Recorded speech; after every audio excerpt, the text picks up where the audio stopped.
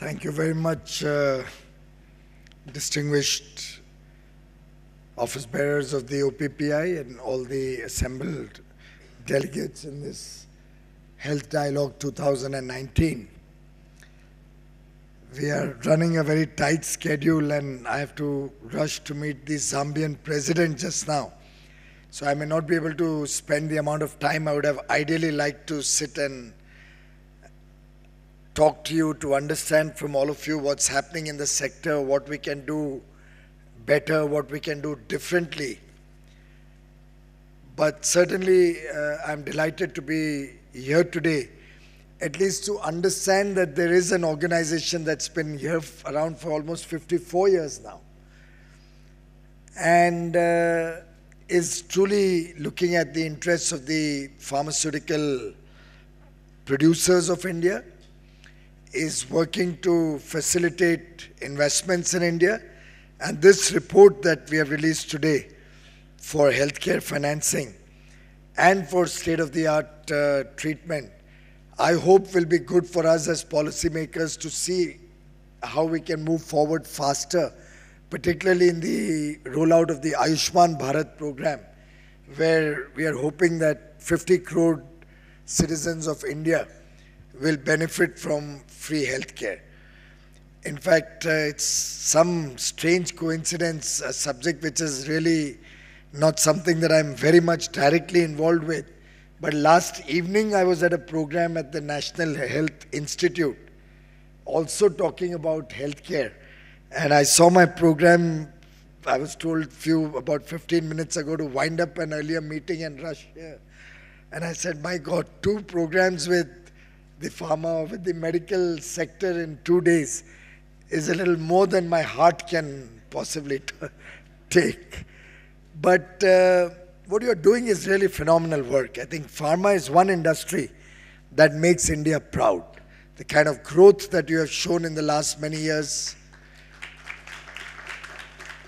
the quality of products, the fact that your products are recognized worldwide, the fact that even in our export basket, pharmaceutical plays a very important role.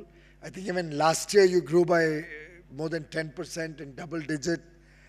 And the potential that I can see, I've been engaging with different countries over the last couple of months. And with every one of them, we've pitched for greater pharma access and access for our products made by all of you. And every time we are assessing any country, we see the huge potential that your industry has. So I would think the $55 billion production that that's the level of production that the industry is doing right now. I think we should look at least doubling that in the next 4 or 5 years and keep some really ambitious targets ahead of us. Obviously, with huge amount of increase in production in India, the surplus will have to be exported.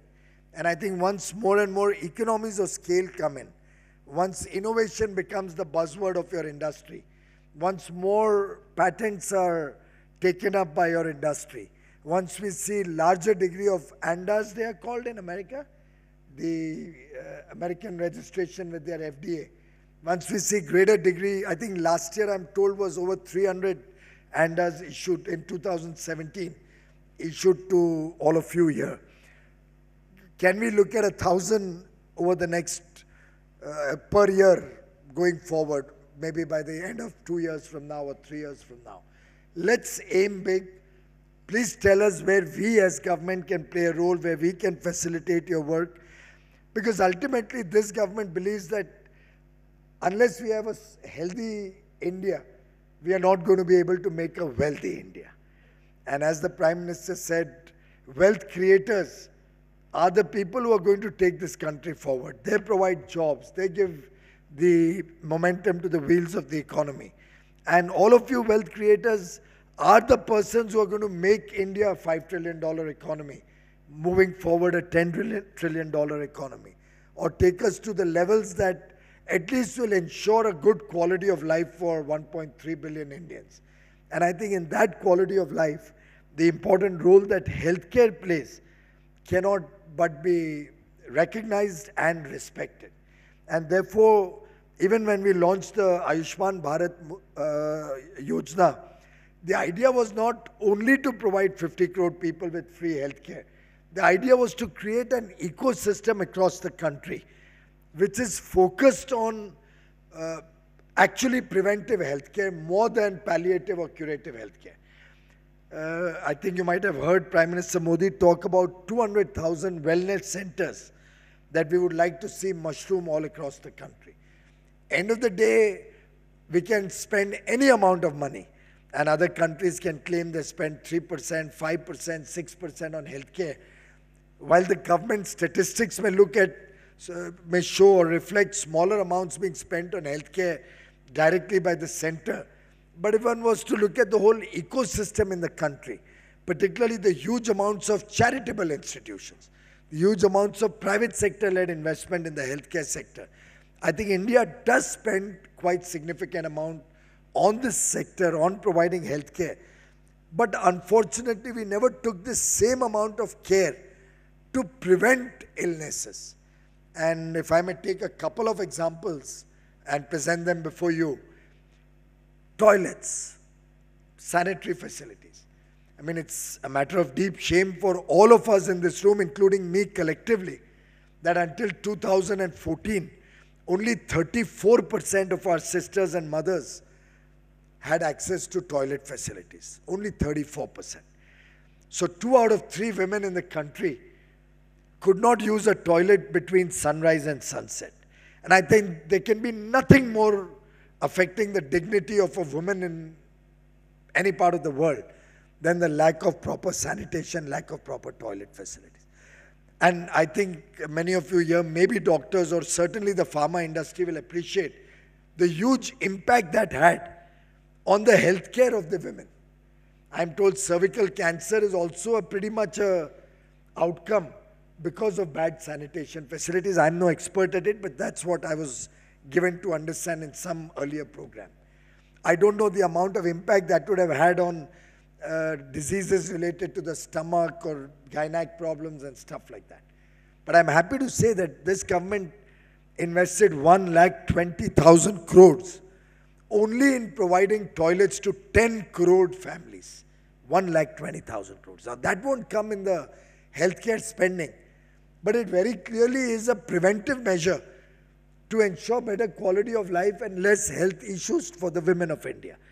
When we are spending 3,50,000 crores in the next 5 years to take water to every home through pipeline and ideally through a tap, and ensure that across the country all homes get potable water, good quality potable water, I think the impact on healthcare is going to be humongous. Many people tell me that probably half or near about half of the diseases of India are waterborne diseases.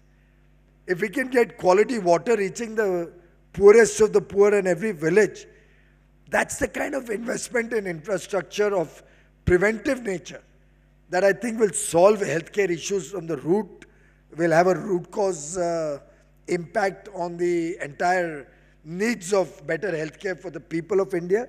And that, to my mind, is the focus area of this government. Of course, we need to upgrade the facilities and hospitals all across the country. We need to have better quality medicines available at the right price for the people of India. The Jan Aushadhi stores, the stores for generic medicines at low cost that the government has promoted in a big measure across the length and breadth of India, are a step towards that direction, that even the poorest of poor can afford to have medical medicines and can treat themselves better. You've seen the new National Medical Commission bill that we have just passed. I think probably one of the most difficult things to do was getting this bill through. It's a little shade less than the 370 amendments that we were able to do in this session. Of course, 370 took the nation 72 years to get rid of. The problems that your sector, particularly the medical fraternity, was having, took us more than 10 years, more than a decade of dilly-dallying and vacillating and pushbacks before we could finally get the National Medical Commission. Nothing is going to change. The doctors are going to regulate the medical profession a tad more efficiently and effectively, I hope. But that tad more effectively is going to have a huge impact, because all of us in this room assembled here know what was happening in the past. I don't think I need to labor that point. But it's time that we all recognize these problems, address them from the root, and came up with solutions which are sustainable, which will have a huge impact on the future of the healthcare sector. And I think you as pharmaceutical producers, you as innovators, you as patent holders, you as producers, you are the only way we are going to be able to take prosperity to the entire nation. I wish all of you the very best in your work going forward. I'd invite your representatives to come to me if you have any issues for the sector which we can address, any issues relating to promotion of pharmaceutical in a bigger way, any issues where you can give us some good suggestions to take healthcare to the remotest corners of India. I'd urge all of you to apply your mind. We have some of the best brains working in the pharma sector. I'd urge all of you to please work collectively or work in smaller groups on different sectors of the pharma industry, and then present to us what we can do as government or as policymakers to help you go across the $100 billion Rubicon as producers and help us ensure universal health care for every citizen of India. My best wishes to all of you. Thank you.